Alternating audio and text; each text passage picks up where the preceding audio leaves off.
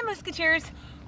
Today our bonus exercise is going to be spinning again, so lots of circles this week, but we're going to do it up on a pedestal.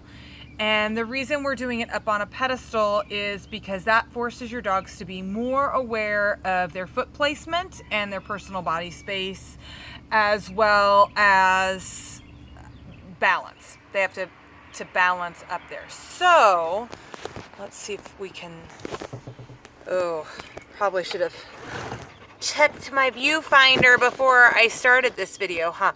So I have a climb and I thought about getting it out, but then I thought, I'm probably the only one who has a climb. So let's use stuff that people are gonna have. So if your dog's not allowed on the furniture, that's fine. I'm using my patio furniture because outside okay, inside in theory not so much.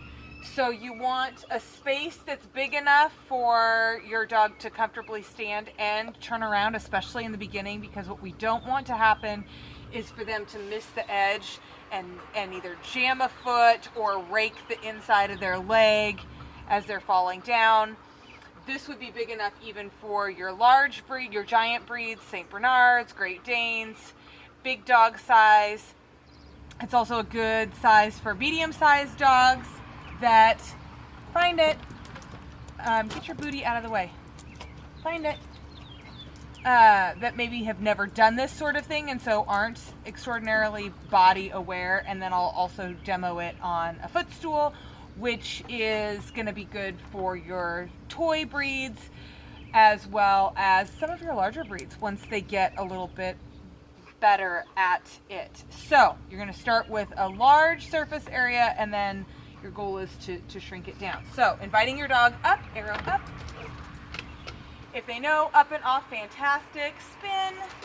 If they know the spin command, you can just ask them to spin. And again, we're going to do all these exercises both directions because you have two sides. Counter. Yes. So, spinning in a circle, the nice thing about using patio furniture is you've got nice high sides on three sides.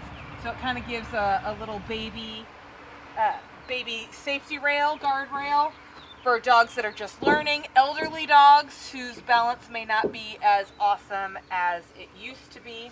Off. And then, find it. See, you dropped it. Here. Find it. And then I've switched to, whoops, cookie down. Seriously, nobody can see. Go find it with your big booty in the way. This is just my kitchen step stool. It's probably, I don't know, what do you think? Foot by foot.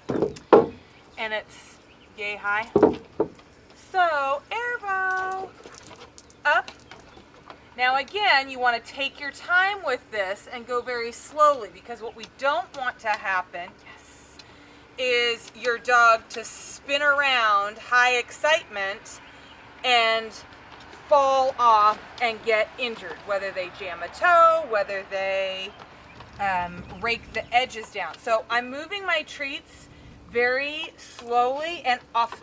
I didn't ask her to spin that time either. I just used my cookie dog magnet, and today I'm just using dog food. Up. To lure her around in a circle. So I've got that treat down on her nose, and then I'm moving it at nose level in a circle. Off. And cookie placement is important. As you can see, I was watching the camera instead of watching what I was doing. Pulled my treat way off to the side. Find it. Oh, it jumped. It's in the slats. Sorry. We should do this on the concrete.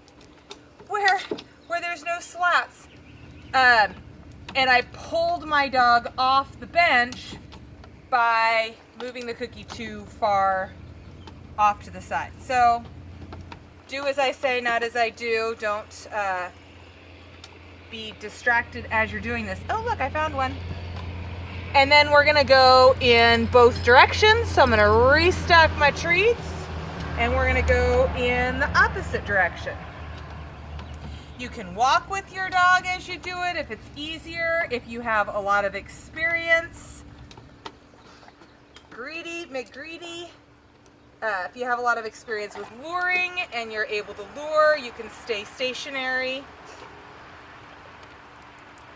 She sat down, so I'm going to pull that cookie stack. Yes. Used my marker word when her rears came up. Just see her have to kind of rebalance using that core strength. Yes.